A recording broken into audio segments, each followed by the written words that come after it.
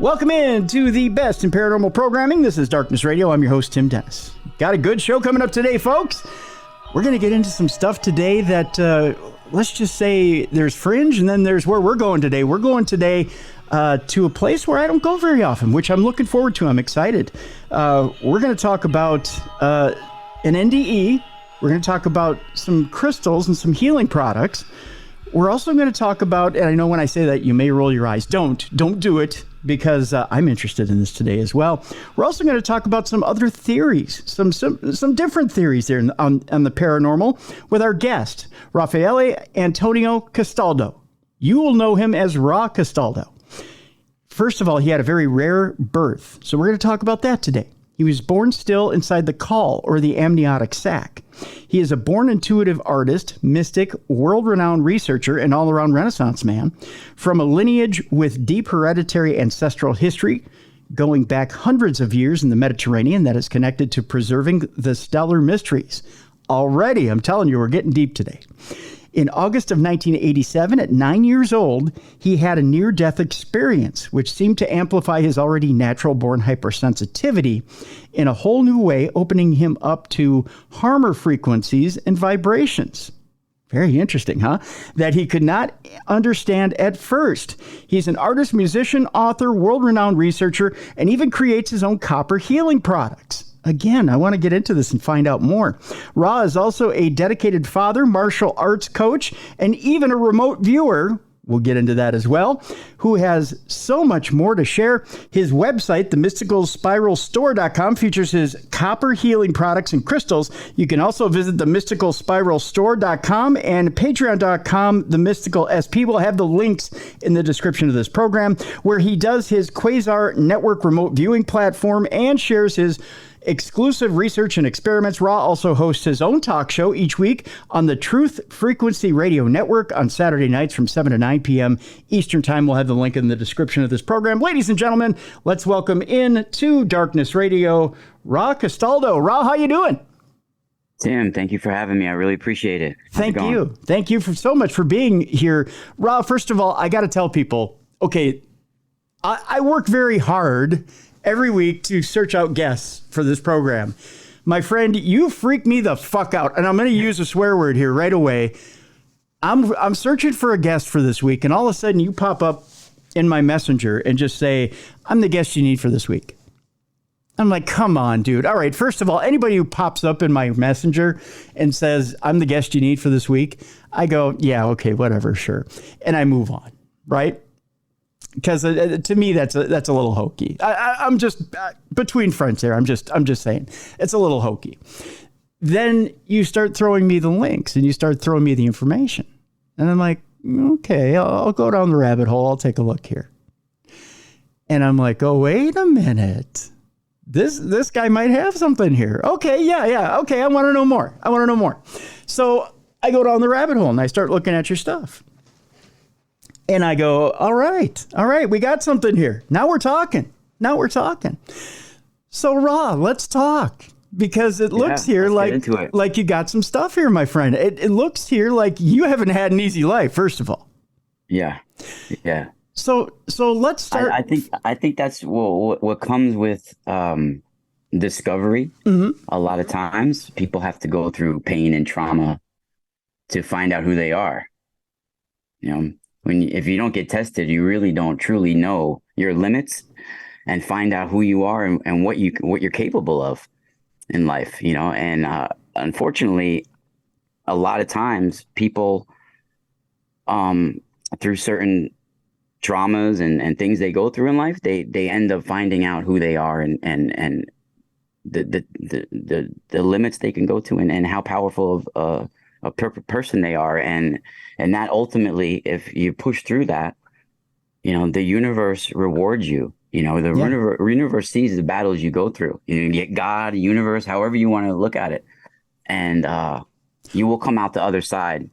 Let me ask you straight out. What do you believe it is? Do you believe it's God, the universe? You tell me. What is it that you've met up with? I think I look at the universe like the brain of God, basically. Like, I don't look at God like some dude sitting in the clouds like that, you know. In reality, I look at God like the universe. Like, we have neurons and dendrites and all this stuff going on in our brain. You can look at that as like the plasma moving around from stars and comets shooting around. All the information that's being sent around the universe is sort of the brain of God, right? It's Right. the sounds of the universe are connected to the very spinal currents and the energies of our body, right? And Wow. that's All right. that's the very brain of God, and we're connected. Mhm. We're connected to the network of energies. And we're everything. If you look into plasma astrophysics, right? And I have basically a background like a senior undergraduate level of plasma physics. Okay. And I've also spent many, many years researching mythologies Mhm. and ancient histories and religions, biblical archaeology. And you'll start to see that the universe is explained in ancient writings in a very spiritual way, Mhm. right? Mhm. But it's science and spirituality is one and the same. It's entwined together. And that's the problems that we have nowadays, is that we're keeping it completely separate. We're actually letting technology replace our skills so we can just lean back and watch, right? But in reality, we're supposed to be harnessing cosmic and solar energies so we can evolve with the universe harmoniously, right? And that's not woo woo or new age. That's as ancient as it can be, right? And instead, we're not using natural elements to harness cosmic and solar energies to evolve with the universe. We're instead building objects to replace our tech, to take over our technology, right? So and that's evolving instead of us evolving as technology ourselves with the universe. We have made technology to evolve instead of us, So right? It's evolving on its own. why the disconnect? Why are we in the modern world disconnecting from what should be natural, that natural connection to the cosmos? And why are we trying to take over? Why has man got the ego to take over for ourselves and trying to drive this thing ourselves? Well, I think ultimately, not just from my personal experiences, things I've pulled in life, but also from my research, thousands and thousands of years ago on this planet, at one time, there were races that were living harmoniously on the planet. The oldest records that we have of ancient intelligence on this planet that we can prove, I mean, because people talk about Lemuria, Atlantis, all this stuff, Yeah. but is ancient Vedic, Sanskrit Vedic. Okay. This is originally probably ancient India, but it's spread out, right? So the oldest we have is Vedic, ancient, the holy Vedas is the ancient oldest that we have, right? So Right. the oldest clans are basically called the Asura and the Deva clans, which Okay. are solar dynasty kings that were much larger in size. Nowadays, people use words like Nephilim and things like that, Yeah. but that's a Hebrew biblical way of looking at things. Sure. Much older, these bloodlines are stem from Vedic, actually. Okay. Like anything that you see, ancient Egyptian, Persian, Assyrian, the Hittites, the Mittites, the Mitanni, all those ancient cultures that emerged in the ancient Near East and all those cultures there, they all stem from Vedic, actually. Ancient Aryan Sanskrit Vedic. And what happened was these Asura Deva clans, they had a war over how they were harnessing the solar and cosmic energies, because some of them wanted to use that energies to rule like gods on the planet. Okay. With use the greed and materialism, Mhm. use that power for greed and materialism, and some were using that power to harness that energy to evolve harmoniously. There was a war over that knowledge. Those Asura Deva clans, and for people that want to follow it, Asura is Asura, and Deva is Deva. These bloodlines is where you see the Ahura Mazdas of the Persians, the Assyrians is Asura. Even Okay. the word Osiris you get from Asar, Asura, right? Right. Right. This is where they all come from, right? They all come from that. Even the Mitanni from the ancient Near East, they were like these giant, huge, Mad Max like chariot warriors. Like they were these huge dude. They wrote in almost pure Sanskrit. Okay. And Sanskrit is said to be the cosmic universal language. There's a reason why they call Sanskrit the language of the gods, right? Mhm. Because the very sound of Sanskrit is said to be developed off the sound of Shiva's cosmic drum, which ultimately is the sun. And in plasma astrophysics, right? They talk, and when you look at the sun, it looks like the face of a drum, right? Yeah. And it keeps the time of the solar year, right? It keeps the beat of the universe. It's ultimately, the sun is the ultimate judge of our solar system. Nothing escapes the sun. It's force. It's the ultimate judge of the solar system. It literally is. And in plasma astrophysics, which is how you should be looking, which these are solar deities, these bloodlines. They're solar dynasties. Okay. So they literally have the knowledge of the sun, right? Right. So in plasma astrophysics, the sun is actually not the way we look at it. The old way is archaic. It's not actually a hydrogen gas sphere. It's actually so hot, it's mostly plasma, which is the fourth state of matter. Plasma is everywhere, Tim. It's 99.99% of the mass of the universe. It's the fourth state of matter. So our sun is actually not a hydrogen gas sphere. It's a plasmasphere or a plasma star. And a plasma star is energized at its surface and externally powered, just like a drum. Think about a drum. Okay. It's energized at its surface and it's externally powered. It's Shiva's cosmic drum. And the very sound of Sanskrit was developed off of the sounds of the universe. The solar wind that comes from the sun, it shapes the magnetosphere that we have around our planet, which is all plasma. And electrons that get stuck from the magnetic field lines coming from the sun, they get stuck in the magnetic field and they sing like chirping birds. And they have electron waves that go out. It's like an electron-driven chorus. And these sounds sound just like the hoopoo bird, the woodpecker, and various other birds that are all over mythology.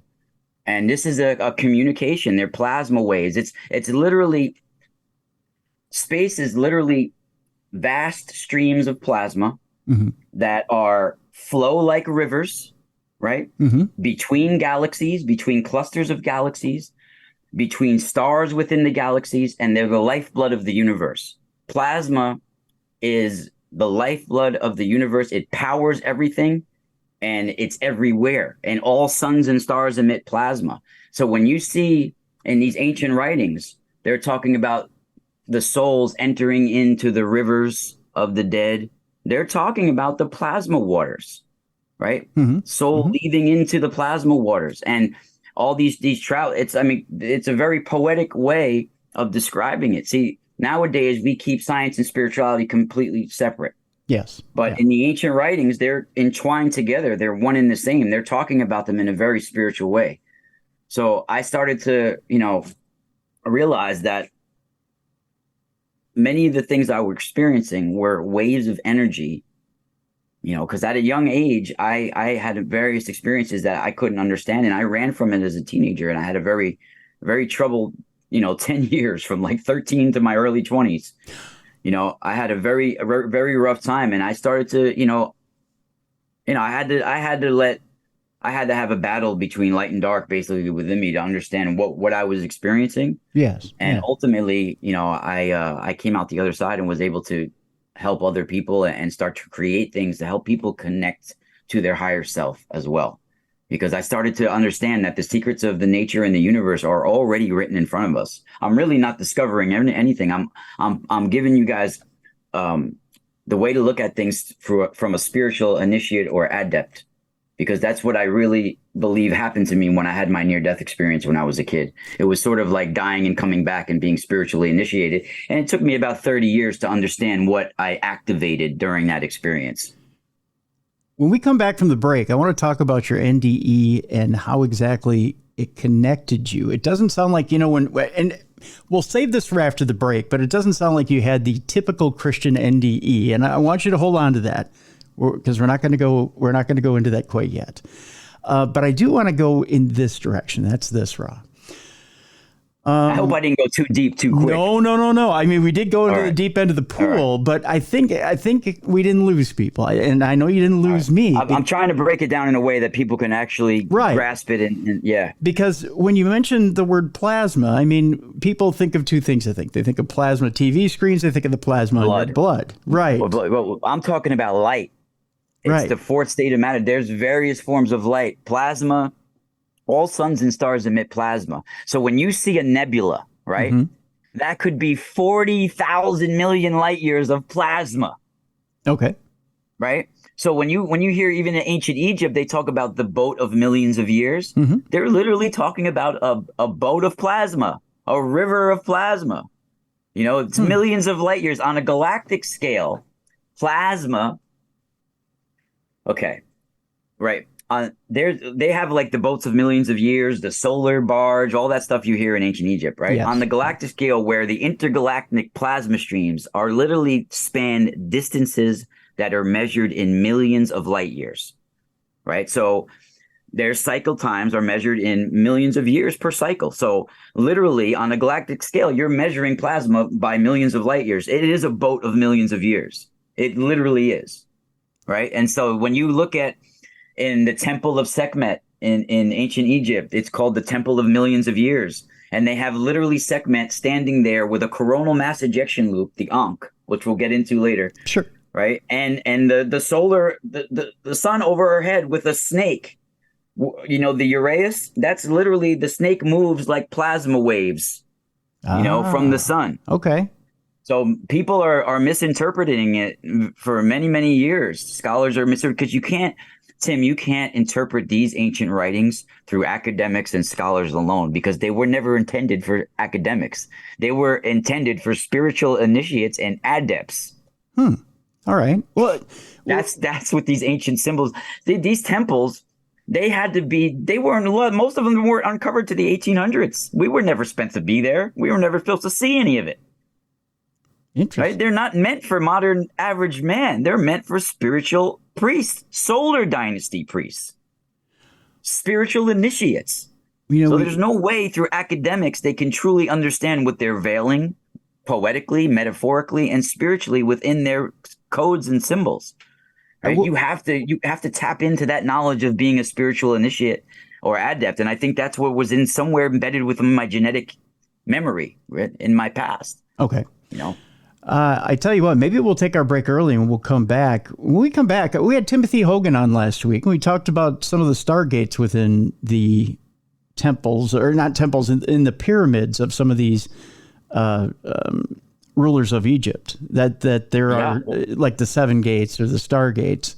Well, it's quite possible. Do you know that when you have also granite structures, right? Granite is highly concentrated with quartz crystal and magnetite, which magnetite creates its own magnetic field in itself, and it's right? So quartz crystal also, when you have a dolmen or something like that, it works like when quartz is squeezed. Like if I shut the light right now and I get quartz crystal and I rub them together, you'll see cold light plasma come out of it. Okay. You'll literally see sparks, right? When you squeeze quartz, which is inside red granite, you'll get cold light plasma open up. It's like a doorway of light. It literally is like a doorway of light. And that's information. That's information in there. When plasma comes from the sun, it's incredible amounts of information that bring creation, destruction, evolution, and all sorts of things. Right? It's not just random stuff floating around. It's direct information that's being sent on magnetic field lines of electrons spiraling. Right? It's technology of God. What are we supposed to do with that then as regular human beings? Well, I think that there's a way to connect to that information, to the light, and it connects literally to the spinal currents of our energy points of our body. Right? Okay. We connect to the divine light that's coming down from the sun in all different ways. We are existing on a harmonic energy grid. I'm not saying I have the answers, but I know from just my experience exists. Sound and harmonics is how life and everything moves throughout the universe. It moves through sound and waves, right? Okay. So I truly believe that we can have something that exists within our same space that we're sitting in right now, but at a different harmonic resonant frequency, right? We have octaves of frequency. Like when we're at an 8 hertz level, we're at like a shamanic meditative state, right? But that's divisible by that 8 is mathematically fits into like 72 hertz, 432 hertz, 144. These are all very special numbers that you see in all the ancient writings, right? Even in ancient India, they talk about one day of Brahma is 432 billion years. That's one day of Brahma, and one night of Brahma is 432 billion years. Jeez. Right. So these are just incredible time scales that were involved in the ancient Hindus. That is not just they're pulling these numbers randomly out of the ether. Like, this is real knowledge that are encoded within in sacred symbols and codes. And it's about harmonics. There was an author from New Zealand, Bruce Cathy. He did a lot of stuff on harmonics as well. If people want to look into and harmonics. Now, I'm not saying all his stuff is true. There's certain things that I don't agree with, but we for sure all exist within different light spectrums and different forms of harmonics and sound and energy. Well, and there's a lot to sound. I mean, if we just, quickly talk about sound, you talk about sound resonating within every human and every animal for that matter. Everything. And being able to, and you talk about how sound can be used negatively as well as positively. I mean, look humans. at where we should be actually at a 432 hertz with music and things like this, but they have it at 440, which makes people depressed and angry and upset. Yeah. And then you go to ShopRite or the local grocery store, and they're blasting the music and people are pissed off at the prices and this and that. And, it's this, we're designed to be angry and agitated. Yes. Yeah. Yeah. Tim, in all honesty, in the 1970s, there was a frequency war unleashed on this planet that started with Project Woodpecker and the Russians. I mean, probably the Germans did it beforehand and people before did it as well. But there's Project Woodpecker, right? Woodpecker is where they were. Basically, you could go to like the old Radio Shack and buy a crystal oscillator and beam a harmonic resonant or ELF, extremely low frequency waves. Mm-hmm. You could literally beam them from on ley lines on lines of energy from crystal oscillators from ELF waves. So what they were doing with Project Woodpeckers, they were beaming extremely low frequency waves on a grid across the planet, and some of it went right through the Hudson Valley here in New York. And in the 1970s, early 1970s, I think it was. Oh, I know exactly when it was because they did it. Check this out. They released this on July 4th, 1976. Oh, wow. 200 years. 200 years after our, bicentennial. Yep.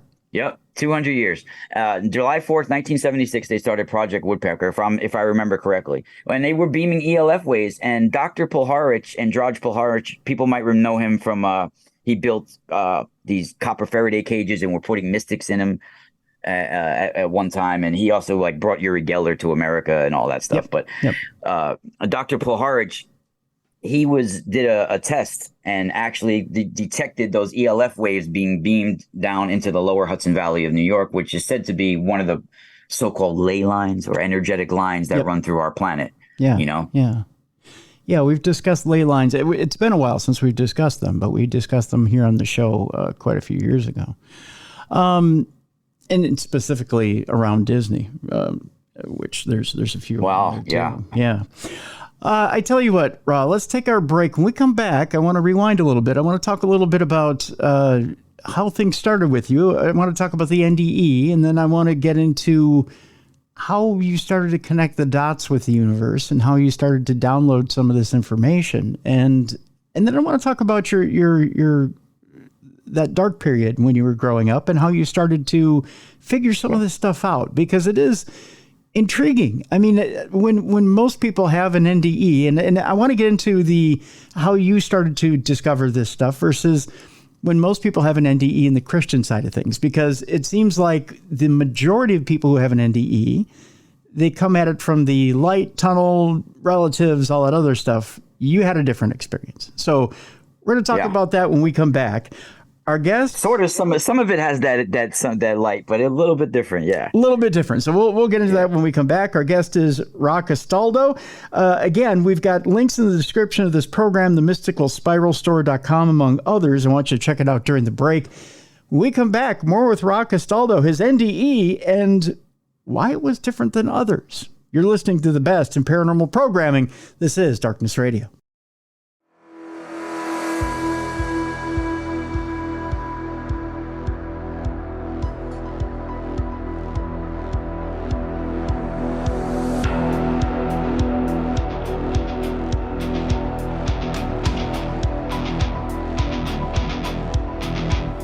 Welcome back to the best in paranormal programming. This is Darkness Radio. I'm your host, Tim Dennis. Our guest is Ra Castaldo, and we are talking about all things in the universe, and we're kind of weaving this delicate and complex tapestry. But in this section of the program, we're going to get into how this all happened, and we're going to start with the delicate near-death experience that Ra had when he was just 9 years old. We'll start at that fateful day, Ra. What happened that day that put you into that state? Yeah, well, I actually think I actually had a near-death experience when I was born. Really? As well. Let's go back to that then. Let's see what happened. Yeah, so my mother, I have two siblings that were born in the 60s. Okay. Right? So I was born in the late 70s, 1978. I came 10, 12 years later. Right. So my mom was having a lot of problems having kids. She was trying to have me in 1970. So she couldn't have me for many, many years. Okay. And then she got pregnant out of nowhere, literally out of nowhere. Mm-hmm. And it was a hard birth. And I was actually born still inside the caul, which is being born still inside the amniotic sac with a nuchal cord or umbilical cord wrapped around my neck. Yikes. So I was if you guys see what a caul is, spelled C-A-U-L, the caul, it's when a baby sometimes comes with it just on their head and face, but it's actually sometimes comes fully in the sac. Like my mother's water never broke. Oh my gosh. Never broke. Right. And I was born still in the sac with the umbilical cord wrapped around my neck inside. Oh. So in ancient Italian mysticism, this is actually looked at as a mark of being a seer. And it's held in high regard in many, many cultures in the Mediterranean all over the world. They actually call it a caul bearer, or being born behind the veil, okay, or being born in a mermaid birth. It's looked at as sometimes an omen or a mark of whatever. But a lot of people that are born this way experience a lot of hypersensitivities to things, especially as a child, mm-hmm. and vibrations, sounds, fabrics, a lot of things, very hypersensitive to different things, a lot of energies around. And that's how I was. And, just being as, that was a struggle for birth. Like I nearly almost died at birth. Like they had to, it was and I think it's like 1 in 100,000 babies are born that way. Wow. And it's funny because that Dr. Polharich, he was like best friends with the guy who delivered me, my mom's Dr. Levinson in Mount Vernon, New York. He was an Army intelligence officer for like 25 years and a physician in the Army. Then he went into a private practice, and he happens to be my doctor. So that's kind of weird too. Yeah. In itself, Yeah, his name was Dr. Levinson in Mount Vernon, New York. He was like into Army intelligence for many, many years. And then, he was like really good friends with Dr. Andraj Polharich, who lived in Westchester in the 1970s and 60s. And they were both Army intelligence, and they both were physicians for the Army, and both lived in Westchester County at the time. So they ended up being colleagues and things. So I found that very interesting. Not that it has anything to do with it, but it's kind crazy. Of interesting. Yeah, crazy happens. There's an interesting book written about caul bearers, Tim. It's by the Professor Carlo Ginzburg. It's called Night Battles. Okay.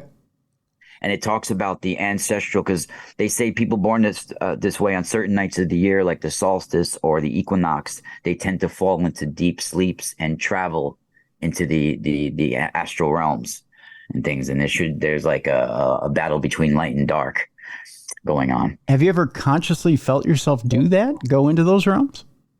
Oh, of course. Yes. Yeah. My whole life when we dream, we are completely going into the spiritual realms, into the other like the dreams that you remembered, Tim, mm-hmm. right? Mm-hmm. Are dreams most likely that they were so vivid, so alive, so intense that you woke you up from the dream and you retained a few seconds right before you woke up, right? Yes, although you're going to think this is odd. I've told this on the show before, or maybe you won't think it's odd. I had a few years where every night I was fighting something either otherworldly, or I was getting my butt kicked in a ring, or every night I was getting destroyed. And it was right before I suffered a death or a severe beating to the point where I was almost dead that I would wake up. And then it's almost like you were going through a project programming with that. Yeah. Yeah, like I was being tested night after night after night after night. Yeah. And Like they were trying to pull something out of you through trauma. yeah, that's what it was. And then finally one night I got thrown off a tall building and I landed. And I was laying there, but I wasn't dead yet, but I felt myself slipping. I landed. That's the thing. People say, no, if you land and you're about to die or you die in your dream, you're dead. Well, I felt myself slipping away. And as I was slipping away, boom, I woke up. And I just knew I can't die here. I knew at that point, it felt very lucid. And I just went, I know I can't die here. And I woke up. But that environment that you were in the dream was more alive and more real than this environment that you woke up in, right? Yep. That's what I'm saying. That is the real reality. And if you look at the Aboriginals of Australia and different places, they look at the dream realm as the real reality and at this realm as the illusion. This realm is the illusion. This physical reality, in my opinion, our true free will is our creativity and is in our mind, right? And it's our collective consciousness that we're connected to. All that collective, that's where our free will exists, because everything else is the illusion of free will. Like Tim, you think you go to the grocery store or you go to the movies, you think you're really choosing what you want to watch? No, you're choosing from someone else's selection, someone else's programming, someone else's limited few that you're choosing from. Is that really what you would have chose if you had your own choice to have what to watch? The same thing if you go to the grocery store, it's someone else's choices that you're choosing from. That's the illusion of free will. True. Right? Yeah, if you want to look at it that way, sure. It's the illusion. That's what this realm is about. It's about the illusion of free will and greed and materialism. But in our minds is where we truly have free will and we can explore creativity and where we can tap in to the collective consciousness. To our origins, which is the stars, plasma. This world will get destroyed and a new one will form, and it will be made out of the elements that we existed in a prior world. Like we're made out of what once existed. Right? All that information stays, doesn't get destroyed. So that's all embedded within us. We're all made of stars. We're all made of stardust. It's like matter forged in the heart of a distant star. That's exactly what we're made out of. Right? So we have all that inside of us. And yeah, I think I went through a near-death experience when I was born, and that gave me a certain hypersensitivity, because when I was a child, I was experiencing all types of things like my mom was one of those types of moms. See, my family's old school.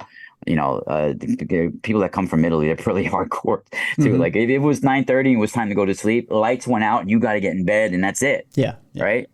So like as a kid, I would be like, it's sort of like you're spiritually charged up. Like I was a very kid that would be playing and making things with his toys and making all this like inner dialogue going on and things like that. And I'd be like charged up, running around, hyperactive. My mom would be like, it's 9:30, go to bed. Right. You can't stay up to watch Fraggle Rock or whatever. Right. Right. So I would be in my room and the lights would be out and literally, Tim, faces would come out of the dark sometimes. Ooh. Really not a real dialogue, but sometimes my name would be whispered or things would be heard or auditory stuff would be going on. And it would be a very frightening friggin' experience for a young child. And you don't know whether you want to tell somebody because you're going to be crazy, or it's a very confusing thing as a child. And let me ask you, did you have the freedom to tell your mom or your parents that this stuff was going on? My mom, yes, because my mom was into like different kind of things. My mom was one of those persons that like watched ghost movies and things. My mom, I could tell, but at the same time, she did not want me to talk about it when it came to my own experiences. Ah, all right. So there was a limit. Yeah. Okay. Like when it came to me, she was like, oh, there's something going on. Like we got to take you to the priest, or we got to do this or do that. Like she would think that there's a reason behind it. But I just think I was more sensitive to certain things around us that certain people don't realize that around them in everyday life. But I just happen to be tapping into things, especially when I'm charged up. Okay. When I would get, charged up and like, you're really hyperactive and now you got to go lay down and try to pretend you're going to fall asleep in the dark. It'd be like and you're spiritually charged up and you're opening up some forces around you, and certain things that weren't visible before might become visible and might become auditory to you, and things like that. It's different vibrations. So I was experiencing things like that already as a young age. I know I had an imaginary friend, and I talked to I talked to her in 2015 on my show when I was on the Power X radio network. Amy Allen from Dead Files, Yes. I think is Yeah. the show. Amy So Allen. I talked to her. Me and her had a very similar experience. Really? So yes, yeah, she's not a friend of mine or anything, but we talked several times off air on the phone, and one time on radio.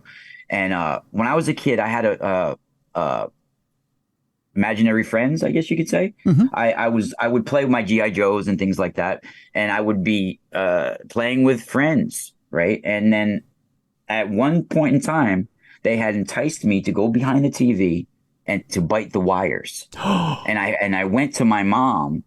And I was like, they want me to go play with them forever. And they told me to bite the wires behind the TV. Like I was going to bite the wires. I was like five or 6 years old. And my mom was like, no, get it. She went nuts. No. Nuts. She threw my toys. She wrecked my room. She told me never to bring it up again. And she went nuts. Like I was hysterical crying because she wrecked everything. She was really upset with me. And I didn't understand what I actually did wrong because I was afraid. And even at 5 or 6 years old, I had the sense to know that there was something really bad about that situation. Yeah. And the thing is, like, I would never see them anything head on. It would be kind of like I was talking to someone off to the side all the time. And at this point in time, right before it happened, I literally saw like a figure in front of me. It was not anything that had detail, but it was some sort of like electrical current. It felt like a pulse. Really? That was attached to the electricity, like was drawing me behind the TV, luring me. And I don't remember anything actually telling me bite the wires, but I had this overcoming urge to pick them up. And I caught myself like, what the hell am I doing? Like, and I ran to my mom, like crying, like gripping her legs, and she flipped out. She literally wrecked my room, dude. It was Saturday morning. She wrecked my room. Wow. I remember I couldn't like play a whole day. I was like cleaning everything up, crying, and like, oh, my toys, Yeah. Yeah, Oh it my was intense. gosh. But and then at 9 years old, see, I was a very talented kid, not only playing music and different things like that. Like with most people, some people don't have a lot of talents, I guess. One thing I do, trust me, I have my faults, but one thing I'm very creative. Yeah. And I'm good at sports and things like that. There's certain things I'm horrible at, but I'm good with music and I'm good with sports. I'm very athletic. So as a kid, I was involved with pretty high level soccer. Like I played not just the rec league on Sunday mornings. I played on a travel team that we traveled around. We played all year round. It was expensive to be on the team. They had to select you to be on the team. You had to try out. I was like the 1978 North Rockland Sting that we were called. It was a travel team. We traveled all along New York State. Very cool. And we played high level soccer for that at that age. Even in the winter, we played indoor soccer where you're passing it off the wall to yourself and all this stuff, right? Yeah, it was pretty crazy, right? And so we were playing this team called Thistle, which were a lot of Irish immigrants, Tim, Okay. which were kids that were used to being out hard, gritty, elbowing, tough kids that will be out in the middle of the snow kicking a soccer ball in their shorts. Tough kids. You know what I mean? Tough Irish kids. And I was the toughest, gritty, short little, taking people down with slide tag. I was the toughest one on my team, basically. My coach, I was the sweeper, the last one before the goalie. And my coach would make me stick to the center forwards on the other team, and give them hell. And yeah, we played this team that had a lot of Irish immigrants and they were kicking our butt and it was real grimy. It was just at the beginning, late August, early September, just when school was starting. And it was like a cold afternoon, late evening, early evening. The ball was wet. It was cold out. And this team was really grimy. And they were making me stick to the center forward. And literally, he was about to kick a goal. And I stepped right in front of him. And he was kicking the hardest thing he ever kicked in his life. And I stepped right in front of him. The ball and his foot broke my cup protector between my legs and hit me in the testicles. And so I was out like for 20 minutes on the ground. They finally called the ambulance, but it was taking too long. So my dad throws me in the car and what had happened and what was happening was a black tissue was forming in my left testicle, and it was cutting off the oxygen and the blood flow, and it was rupturing and things like that were going on. But so it was taking too long with the ambulance. My parents throw me in the car, and I'm talking to my dad, like trying to talk him out of bringing me to the hospital. Like, Dad, I'll be fine. I just got kicked in the balls. I don't want to take my pants down. Right? I'll be fine. Bring me home. I'll, you know, you know, Dad, when you get hit, I remember even telling him, like, Dad, when you get hit in the nuts, you're fine 15 minutes later. I was telling him, like, I don't want to go to the hospital. So I end up falling asleep. Oh my God. Right? Yeah. So I fall asleep. I fell asleep. They brought me home. I fall asleep at home. That was Sunday. The next morning was Monday morning. Was the big, like, school had just started. It was the beginning of the first week of school. Yeah.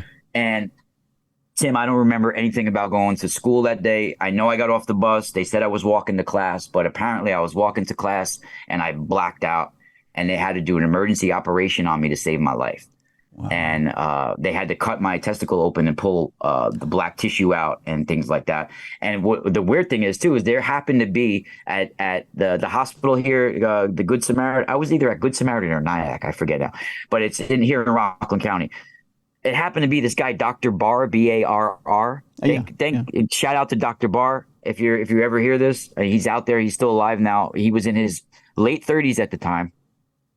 He was already very well-known master surgeon, like a specialist. And he happened to be at the hospital that day doing another surgery. And then I come in the ER and they called him like, yo, we need you on this other thing. And he actually was the one that gave me surgery. He actually was really cool, Tim, because after the surgery, like 2 days later, he came by to see me and they were like, he doesn't really do that.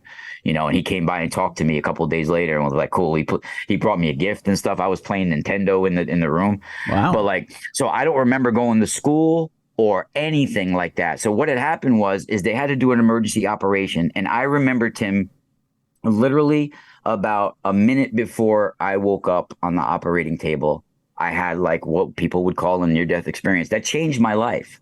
For like 30 years, this is the most vivid experience that has ever stuck with me and has remained a constant thing that made me research all the ancient writings, the religions, everything. It's made me pore over this. My wife will tell you, my daughter will tell you, like, I don't even go into the bathroom without a pile of books with me to shower. While the shower's warming up, I'm reading things and writing notes down. Like, I've been doing this for decades. Wow. Decades, right? Because of this one experience and what it brought out of me and where it led me in life. So I remember a few minutes before I woke up on the operating table, I remember hovering over my body, looking at them working on me, barely recognizing myself.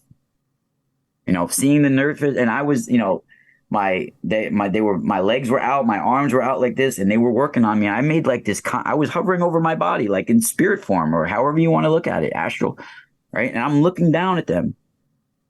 And I made this conscious choice. I remember, I don't know if I said anything or how it was, but it was more like a telepathic thought that I was like, I don't want to go back to that. Like, that looks real bad. Like, I don't want to go back. Like, that looks bad. I'm like, I don't want to go. Like, I made a conscious decision not to go back to that pain. Right. And the minute I made that choice, I remember a warmth, like a light, but it was more like a warmth that surrounded me, like on the north, south, east, west, all sides it came from. All sides. And then I immediately went as fast as you can imagine, like somebody catapulted you straight up. Like just like as fast as you can imagine, like you're flying, like Superman would, like you literally are flying, like it's you know what I mean, like you're boom. Yeah. And I was outside looking down above outside of Earth, looking above Earth in front of when you see like on a hot summer day, you see like that shimmering wave in the air. Yeah. Well, there was this shimmering wave in front of me, like that, like water or something, like in the air. A little condensation. Was brought inside of this, but it was more like a tube of water, kind of like a wave, but like a whirling tube of water, right? Mm-hmm. And I was inside of this, and it was like information was inside of there about me. Like it was like every fiber, every cell, every molecule of my existence was not just being weighed and judged and analyzed, but discussed by a council of something. it just was like the data that had to do with my life and everything about me and was like in some sort of fluid state inside of this shimmering water in above earth. And I had the only way I've been describing this from all the years is that it was like imagining you're inside a carpenter's level and you have to level yourself out like you're the bubble in the carpenter's level. Okay. So intuitively, somehow I knew I had to level myself out in this water. And I was leveling, like I was in crucifix pose with my arms out and my legs down like that. And I was leveling myself out until I leveled myself out in it. And then I woke up on the operating table in that same position like that and freaking out. Finally, when I leveled myself out in that like shimmering water, even though I was never wet, it was never actual water. And it took me 30 years to realize that I was probably inside the plasma magnetosphere, the magnetosphere around Earth, which is probably what the ancient Egyptians called the duat and things like that. Mm-hmm. But, it's like an afterlife realm where all your particles are being analyzed and judged, right? And I think I was inside this structure where everything was just being in a fluid state. And I was describing it different ways for years. I think I actually was in some sort of region of the magnetosphere that's around our planet, which is like a dynamic landscape of plasma, right? And I think I was inside one of a tube like that. And I've been going through the ancient writings for many, many years, and I find them actually describing things that I experienced within the ancient writings, within the Book of Two Ways, the Book of Caverns, the Book of Dead, all these ancient writings from ancient Egypt and various other places. Even when they talk about, Varuna from ancient India, how he's the god of the solar ocean and all the realms that's going on. I mean, it's all in there. It took me 30 years to find some of it, but I've been going through it. So I literally woke up on the operating table after that experience, like in that same position. And I remember even like fighting with the nurses, like, did you guys just take me out of like a tube of water? Like, where was I just now? They're like, oh no, you were like being operated on, like you were hallucinating or dreaming or whatever. And I was upset for a while, but that experience completely changed who I was as well. Like everything was different. The way I experienced music, heard music, the way I understood different things. I just was a different person. The way I talked to girls and people and how I approached things, everything was different. I was just, it just changed me.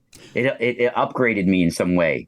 I became a different person, but it also made me more sensitive to things as well. I bet. In a good and a bad way. Like dentist things, fabrics, things like that. Just some things just are too sensitive for me to even experience. Okay. So here's the question I have right off the bat here, Ra. Yeah. And it's this. You described the experience like being in water, then there's a council there judging you. And the first thing that hits me, and this is just instinct, and that's all it is, but the minute you start explaining this, the first thing that hits me is you were too young at that point to have been initiated into dogma. So when we pass, we've been hit over the head with dogma. Okay. So, and I'm not going to cast aspersions as to what, if I take it, your mother's an Italian mother and is probably a good Catholic, yes or no? But and she probably tried to take you to church as much as she could. I don't know if she passed now, but yes, you're right. Yes. So she probably, as a good Catholic mother, wanted you to go to the light and see Jesus. But at that point, you may or may not have bought in. And if you hadn't bought in, you weren't going to go that route. If you're still at that point wondering about the mysteries of the universe, you hadn't been initiated yet into dogma. So where you were going to go was going to be open to interpretation. So you literally saw Oz behind the curtain. You saw the raw interpretation of what's in the afterlife. That's interesting. Yeah. Because it's interesting because, in the Catholics, they say about the light in Tibetan, the light is not necessarily a good thing. In the Tibetan Book of the Den, they have the Bardo realms where the lights are actually these warm, beautiful lights that are alluring. Because say if you like were a glutton in life, you'll see these beautiful, alluring yellow lights, and they'll lure you to the realm of the hungry ghosts, where you'll forever be hungry for things since you were such a glutton, and you have to go through these cycles of learning and things like that. So in Tibetan, yeah, those lights are not necessarily a good thing. They lure you to realms of like if you were always looking down on people, you'll be lured to the realm of the giants, you know. And there's something interesting, not too long ago, I had Adam Berry on the program. We were talking, and he's of a belief that we all go to an afterlife that we believe we're going to. In other words, if you're of a mind that you're going to the traditional afterlife where you see the bright light and the relatives are there and you go through the tunnel and all that other stuff, and you go to the traditional heaven with the streets of gold that are paved and in the pearly gates and all that stuff, that's where you're going. But like you pointed out, if you go to a Tibetan afterlife, or if you're going to another afterlife, or you're going to a quantum afterlife, or whatever afterlife you believe in that you're going to, or if you believe you've sinned so badly that you're going to hell, let's put it that way, then that's where you're going. But that's just what hit me out of the blue there, is just at that point, you're so young that you see behind the curtain. You saw Oz. Yeah, that's an interesting. I think that's a good perspective, and a good point that you pointed out. Is, yeah, I was too young to be have the tunnel vision of the dogmatic programming that you get from religions and your upbringings. Yeah, it's true. It did lead me to being troubled for many years as well, because I think if I was an older man, that experience would have probably made me change my life and change everything. It did make me change my life, but it also made me think I was going crazy at a certain periods of time, because it opened me up to even more things, and the more I wanted to explain things that I was seeing and feeling, the more people told me I was hallucinating and that it was just I was under anesthesia and things like that. Because I did try to share the experience numerous times, even with my music teacher in school, in middle school, and I knew that that was not something that I was dreaming, that it was like some sort of experience, even though I might have been under anesthesia, yes, at the time, and I was being operated on. I feel like that there was a time where I slipped in between worlds, But anesthesia wasn't the answer, my friend. It wasn't, but it wasn't what called. Well, because I had shared that as a kid, and they were saying it was the effects of being under. I know, and that was the training at the time, and that's what they would tell you. But any medical doctor or surgeon now would tell you, no, you did have an NDE, and what you saw there was, again, and anybody who has any training would tell you that at that particular point, what you saw was not bad. You're right. I agree with you. At the time, I was just a little, the different things that I were experiencing. I was a little embarrassed. I didn't want to tell people at school and stuff as well. Oh, sure. There's actually a book, Black Elk Speaks, where there was you ever hear of Black Elk? He was a native shaman. Yeah. I think he was with the Sioux. I forget if he was with the Sioux. There's a book, Black Elk Speaks, that he had a near-death experience when he was at 9 years old as well, where he was really sick. And it's a famous near-death experience that people talk about. And it's very interesting things that he was experiencing, going through the clouds, and things can come down from the clouds. So there's a lot of similarities even with that experience that I read that I had, because I didn't know about his experience, me being 9 years old. I didn't read that till I was in my teens. And there's a lot of similarities I've seen with other people. It's a way of describing, and I think the way Black Elk described it was through his upbringing and through his culture and what his tribe has shown him, and that's the way he explained his near-death experience. But there was some sort of analyzing, and what could be judged with a 9-year-old as well. Not too many things, but it was a deeper thing than what we know as judging. It was like the very cells and molecules and layers of my existence were being analyzed. Analyzed? Yeah. Analyzed. Yeah. I have no words for it. I can't tell you what it was because I've never been there. Yeah. I can't. Yeah. I do think I was in the rivers of life and death. And that's what I think ultimately souls, when they leave the earth, harmonics, octaves, they travel through solar octaves and stellar octaves, and they go through, a whole level of different traveling through harmonics. It's through light. It's through plasma. It's all through rivers of plasma. And that's exactly what's explained in all the mythologies that we talk about. Even the mythologies where you have to pay like the reaper to cross the river and all this, they're telling you right here, it's already written in front of us. It's just that people don't have that lens to look at it through that way.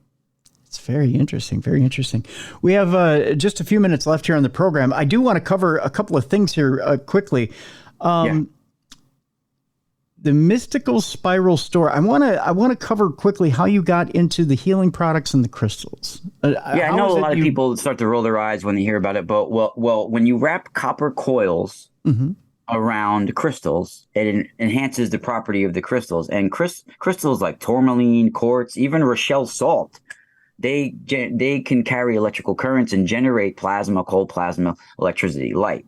Information can be stored, received, and amplified with crystals and gemstones.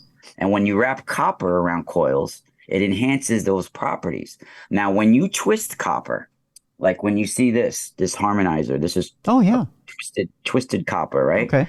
When you imagine a normal piece of copper, Tim, has a positive and negative pole. Yeah. Positive and negative, right? Yep. When you twist the copper clockwise, like you see it's here, it's twisted clockwise, right? Yep. Imagine twisting a sponge and wringing out all the negative water in it, right? So all the negative electrons and negative charge that's in the copper, when you're twisting it, you're wringing that out and leaving just a positive charge within the copper.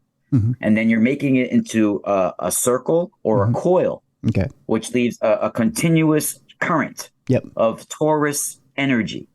And when it's made out of a coil, like the coil in the middle of this, it literally is like a vacuum to suck the negative energy and negative currents, even negative pain, into the bottom of the coil, and out throw the top is positive. So it's a constant loop of sucking in the negative and putting out the positive. And it's real science. There's nothing. So some people look at crystals and they look at it like a lump of minerals that's pretty. They want to put it near. But if you learn how to work with crystals and use them, it's actually you can use them for harmonic frequencies, like for 432 hertz, and to store frequencies in them, and for healing purposes, for clearing negative energies. I use copper to shield me from EMF with shungite. One of the main things that I make is copper and shungite pendants, where I'm wrapping copper coils around elite noble shungite, which is up to 98% carbon 60. C60, right? So this is EMF protection, shields you from negative radiation and things like that. So wrapping copper coils around shungite is very beneficial when you're around Wi-Fi, when you're around all these currents. So even if you have like a shungite pyramid next to your or just shungite in general, I'll send you know what? Give me either your PO box or address. I'll send you some stuff. Yeah. And you let me know how you feel afterwards. I will. I'll definitely do that. Yeah. I'll send you a gift package and you tell me how you feel. I appreciate that. I'll do that. And so it's the mysticalspiralstore.com. I send gifts with every order as well. And I use this to protect me from certain frequencies and to help me connect to copper. Helps you connect to the higher frequencies and higher information as well. They've been using copper for thousands of years. They use copper, gold, silver, even on spacecrafts to shield them from things with gold. So twisting gold, twisting copper, twisting silver has amazing properties. And there's a reason why they even use copper twisted. It's twisted copper that really is to help. A lot of people use those copper bracelets and copper socks, but you're not really getting the effects in those copper ones that you would get from using twisted copper, twisted clockwise, using the royal cubit measurement that we use. Now, royal cubit measurement is an ancient measurement that you use in ancient Egypt, a little over 20 inches, right? And it's when you cut it from the royal cubit measurement, that's at a harmonic resonant frequency of 144 megahertz, which is harmonic light speed. Okay. So it's beneficial frequencies for our mind, body, and soul. Right? There's really nothing metaphysical or mystical. Even though I say the mystical spiral, there's really nothing mystical about it. When we say mystical or magic, it's just technology we don't understand. It's secrets of nature and the universe that people aren't properly understanding. And Slim Sperling in the 90s helped. Some of the tensor tools that I designed were inspired by Slim Sperling, who came out. Even we got face masks. Oh, I see. These will actually shield you and help pull mucus out of your lungs, even that you get from eating sugar or smoking. Okay. Things like that. Yeah, I mean, twisted copper is very beneficial, and we have harmonizers. Even the double wrapped harmonizers are really incredible. Check this one out. This is double wrapped with the Royal Cubit. Oh, yeah. Okay. Interesting. And this is made in the same torus system as a supernova explosion would see. This is the way gamma ray bursts of light happen. This donut torus shape. Everything is through torus fields. To kind of describe to people what it looks like, at least to me, what it looks like. If you remember the old LA Kings logo for hockey, do you remember the crown? What the crown looked like? Oh yeah, you're right. It does sort of look like that. It's basically a torus. Yeah, a torus. And it has a coil going down the middle. Yep. Yeah. And it has a crown. Yep. With just a few minutes left here, Ra. And again, folks, the mysticalspiralstore.com. We have a link in the description of this program. I want to, I'm torn here. I do want to talk a little bit about, I don't know if we have time to launch into it, but a little bit about remote viewing with you. We've covered remote viewing in the past. How is it different with you than it is, say, other remote viewers?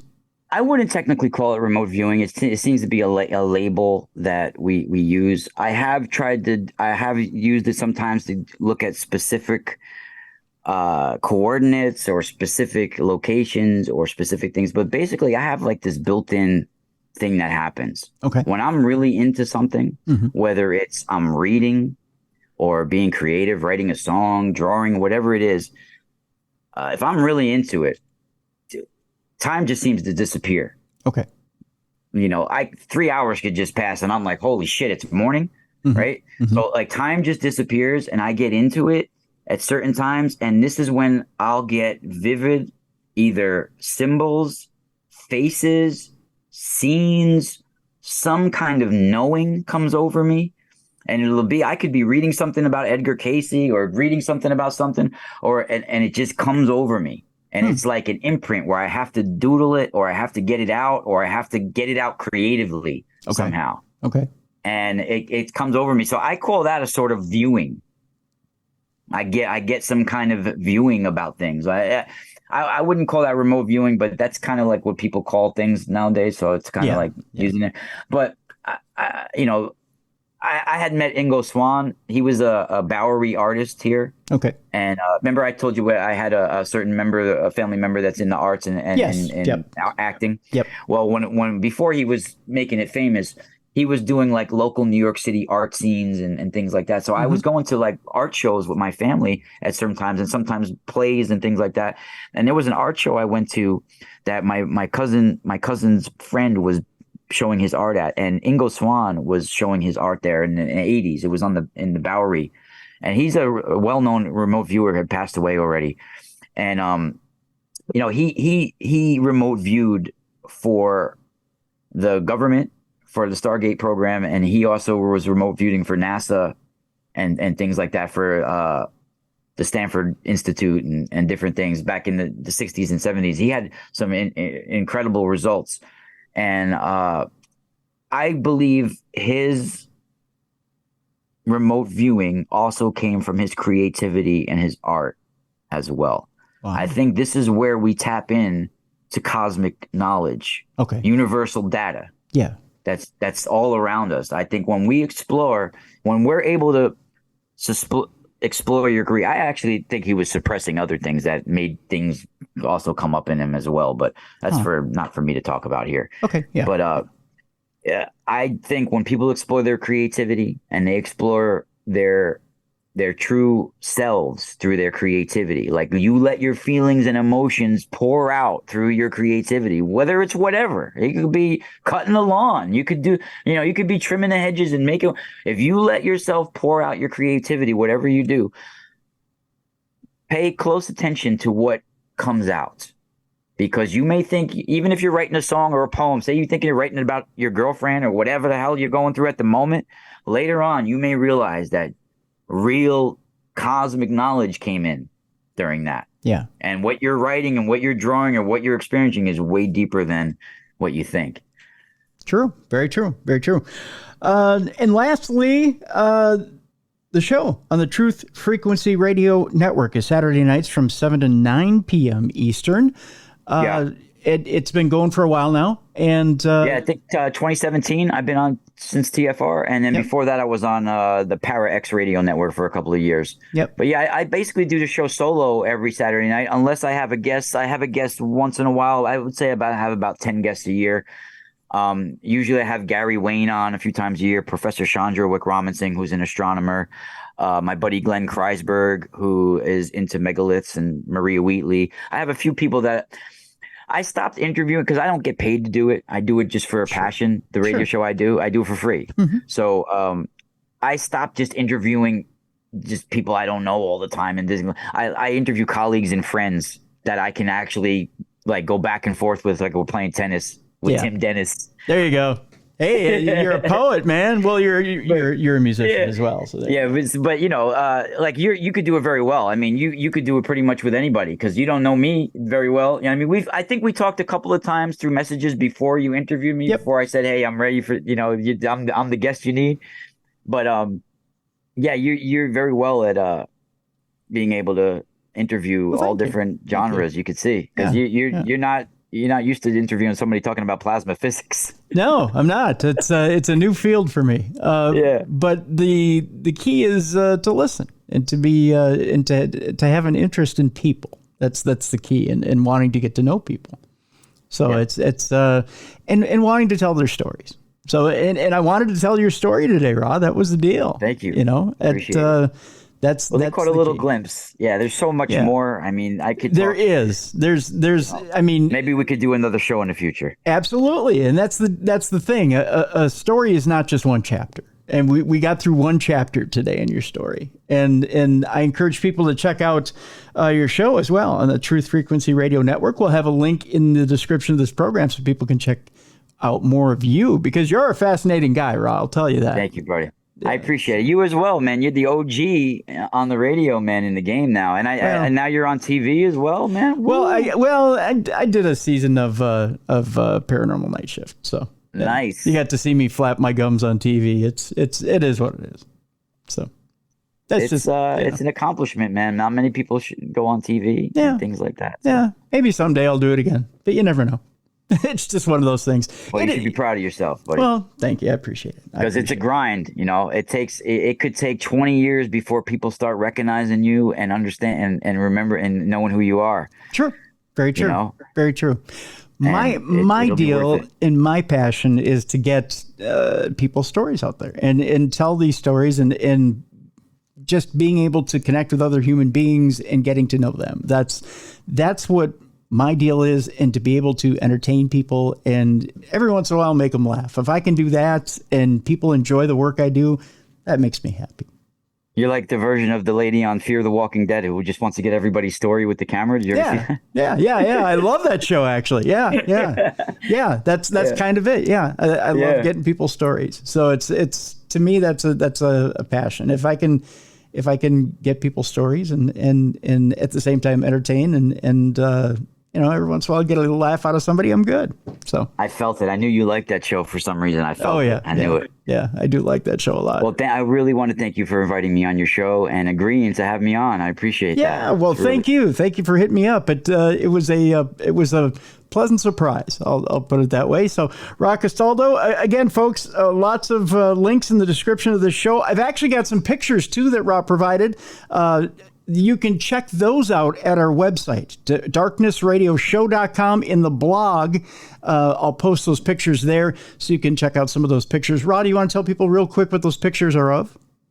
Yeah, we have pictures of what we were talking about, the coronal mass ejections of the plasma coming from the sun and how they are what I believe to be the Ankh of ancient Egypt and the Pasha of Hindu that I really didn't get to speak of today. I talk about that in the pictures.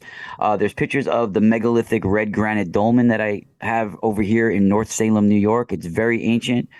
There's pictures of that. There's pictures of my crystal skulls that I bring to that spot, and some of the various Vedic and Hindu deities that are holding the coronal mass ejection loop in their hand.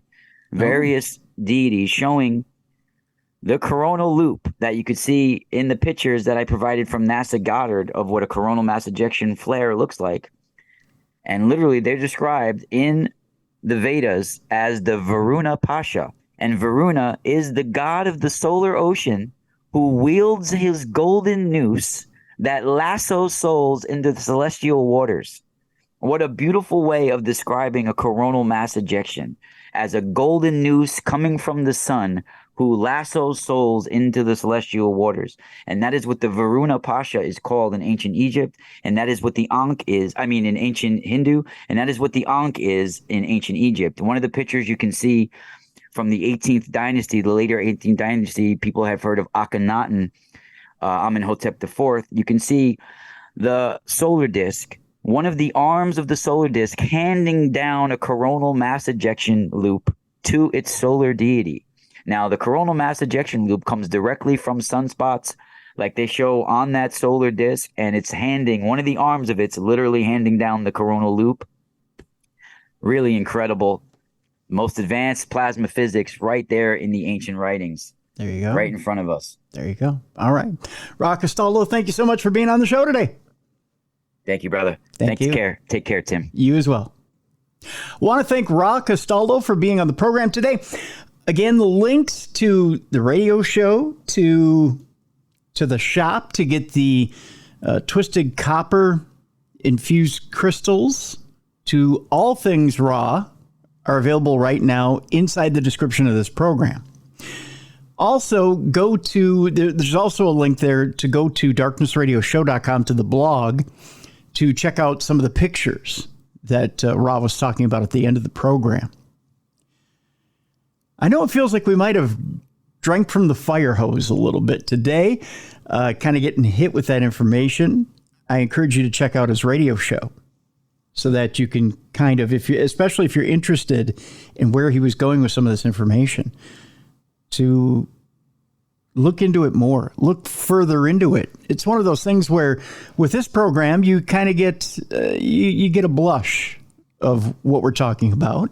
If you want to go deeper into that rabbit hole, you can. We've introduced you to the guest, and now it's up to you if you want to go further, which is kind of nice about this program. We introduce you to people and their stories, and you can go further with it if you choose, which is what I love to do. I love to give you that introduction, and you choose to go further if you want. Ra's an interesting guy. I'll give him that. When he first introduced himself to me, like I said, it was over Messenger, and he just said, "I'm the guest you're looking for." And I thought, that's either a lot of ego or it's an instant connection that I didn't think the universe was going to make.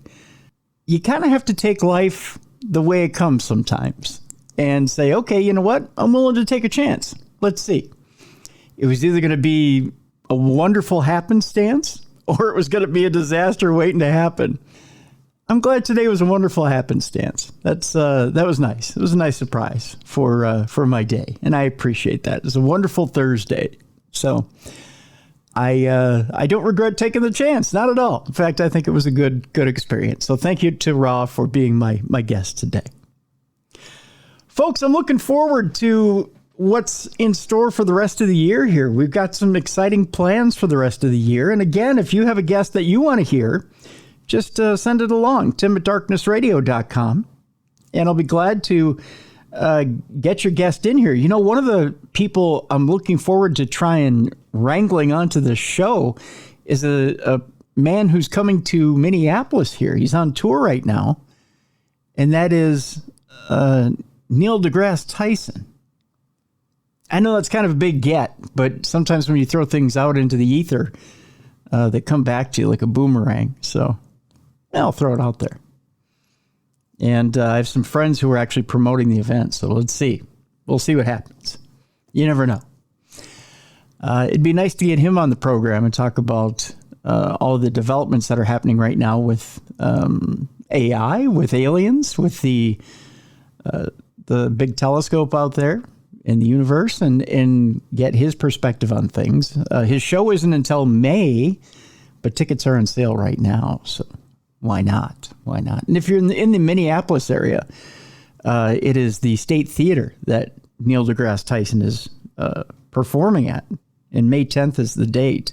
So I encourage you to go get tickets to go see Dr. Tyson. Why not? I mean, there's certain people you just have to go sit through and you have to go get their perspective on things because they're so learned, and the things they've seen and their opinion on the things they've seen are so fascinating. That's just one of those people that you just absolutely have to, if you have the opportunity, you have to sit and talk to, or have to sit and even ask a question if you're allowed to do so. So why not? Why not? Coming up on the weekend, folks. And we're getting close to Halloween. It's right around the corner. Again, if you're taking kids out for Halloween on Tuesday, be sure that you've got them in the proper attire. If you're taking them out at night, make sure you've got those reflectors on them, or you've got something on them where they're able to be seen, especially if you're taking them out at dusk or at night. Be sure you're checking the candy too, folks. There's some disturbing reports out there about certain candy. I'll give you one that I learned from a friend of mine. There's a report on TikTok, and I'll just make this quick.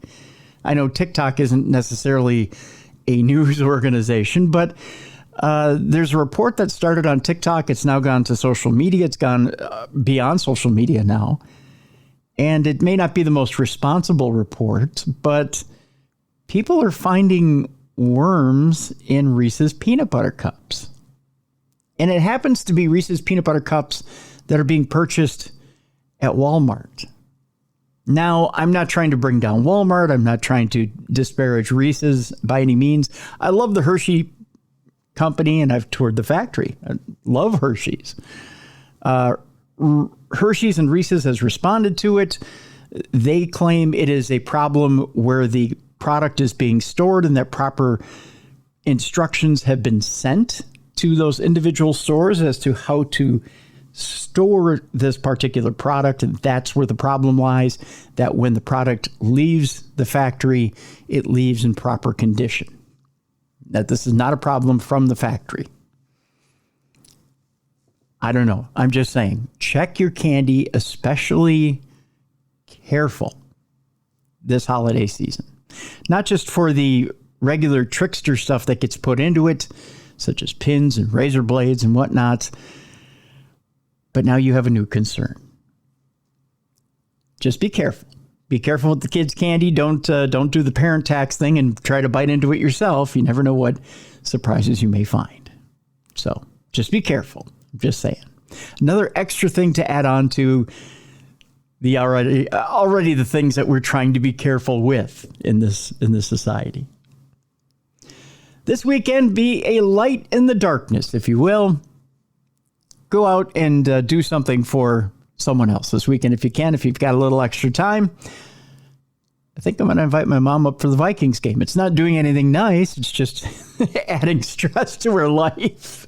But we'll sit in front of the TV. We'll have a little something to eat. We'll watch the Viking-Packer game, and we'll raise our blood pressure up together.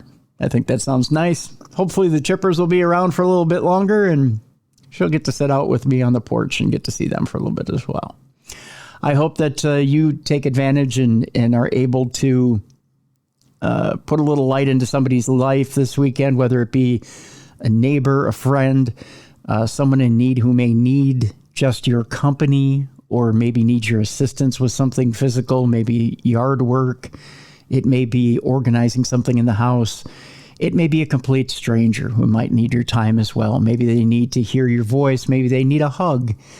Maybe they just need some company.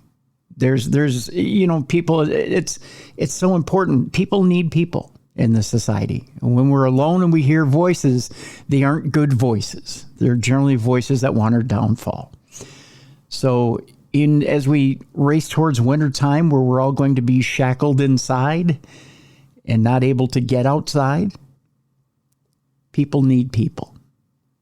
And we need to be there for each other. We need to remember that we're a social animal. So if you can, be there for each other. Be a light in the darkness. Start thinking about how you're going to be there for others and how you want others to be there for you. If you do that for us here at Darkness Radio, we would appreciate it. Speaking of Darkness Radio, this coming week, Bruiser's off because he's having a little bit of surgery. And so it's a minor surgery. He'll be back the following week. So in the meantime, I believe we have Mally Fox in next week. So we're looking forward to having Mally in next week, having an old friend by, and that'll be fun. That'll be fun. We got a little bit of Halloween programming on Tuesday because it is Halloween. So we'll be looking at some Halloween murders and crimes. No guest for Tuesday. It'll just be Mally and I chopping it up, talking about Halloween crimes. We'll do some dumb crimes to stupid criminals as well. So that'll take place on Tuesday. Wednesday, of course, supernatural news. And then Thursday, we're going to take a look at a woman who had an experience trying to save her brother with AI. I'll get into that a little bit more next week and tell you exactly what that is. It's a fascinating new book. You're not going to want to miss this program, folks. It's a little encouraging and a little intriguing and a little off-putting, maybe? I don't know. We'll get into it with her and we'll discuss the positivity of AI and maybe some setbacks she hasn't thought about. So we'll do that next week right here on Darkness Radio. I want to thank you so much for continuing to be a good listener of this program and continuing to support this program. Again, we appreciate you so much on this program for listening to the program, for downloading the program, for taking your precious time and supporting this program. Just one favor to ask of you. If you could, please download the program and listen to it within 2 weeks of the release of the program. What it does is it allows us to get credit for the advertisers and advertising on the program and the download of the program. I think, we like to binge watch our programs, and I like to do it as well. The only problem is we don't realize that the creator doesn't get proper credit for that program with who it is they need to get credit for. I know that may seem confusing, but that's kind of the way it goes. So we're just asking that favor. If you can listen to the program within 2 weeks of downloading it, we greatly appreciate it. So there you go. So again, that'll do it for this week. Thank you so much for being there for us. We love being here for you and want to continue to be here for you for many, many years to come. So thank you so much for being there for us. We'll see you next week. Thank you so much. And thank you for continuing to listen to the best in paranormal and true crime podcasting. This is Darkness Radio.